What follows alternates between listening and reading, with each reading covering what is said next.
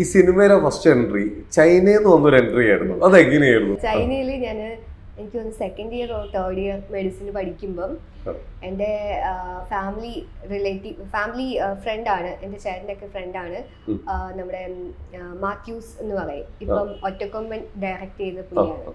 അപ്പൊ പുള്ളി അസോസിയേറ്റീവ് ആയിരുന്നു ആ സമയത്ത്.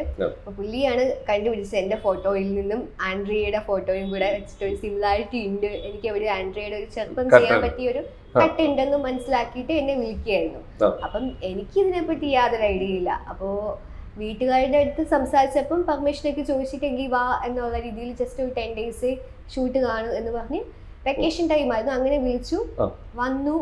എനിക്കൊരു ഐഡിയ ഇല്ല, ജോണി ആന്റണി സാറാ ചെയ്തത് ടോപ്പിൽ ജോപ്പൻ.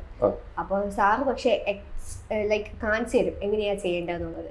സാറ് കാണിച്ചു തന്നു. ഞാൻ നോക്കിയപ്പോൾ വളരെ ഫസ്റ്റ് ടൈം ആക്ട് ചെയ്തത് അങ്ങനെയാണ്.